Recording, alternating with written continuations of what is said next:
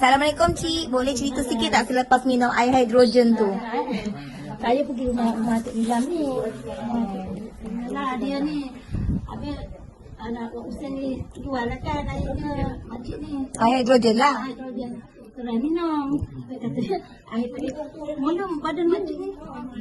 Macam rasa sakit, itu tangan kan macam tak genggam. Minum dia genggam ya. Alhamdulillah. Lepas tu minum air ni dalam berapa minggu? 2-3 minggu tu minum di sebadan. Betul-betul lutut tak sakit lagi. Alhamdulillah. Lepas tu, Cik ada juga penyakit-penyakit lain sebelum ni kan? Ada kecemasan dalam tinggi.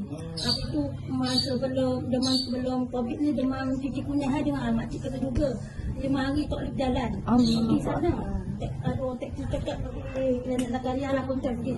Suatu hari cakap nasib baik tak perasan tidur sana. Orang makcik ni kata dia 5 hari dah hangus ni dah. Astagfirullahalazim. Makcik pergi sana kena 100 tu.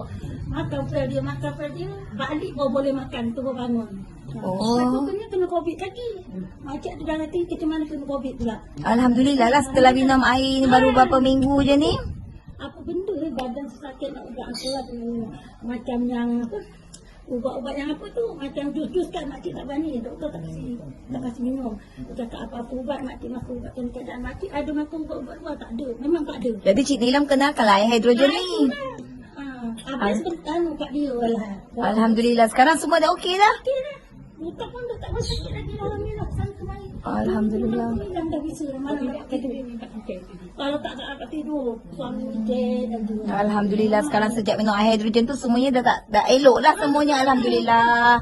Syukur Alhamdulillah Cik.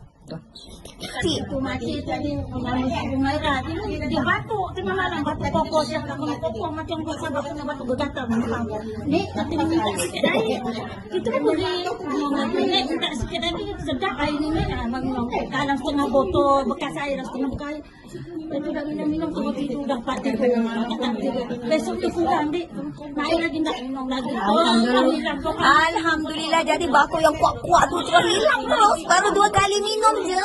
Astagfirullahaladzim, syukur Alhamdulillah, Masya Allah. Anak saya sampai saya macam tak percaya dah diorang tak minum air mak bagi anak aku minum air ajaib air hidrogen Alhamdulillah memang Alhamdulillah betul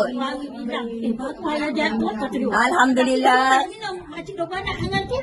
Alhamdulillah terima kasih.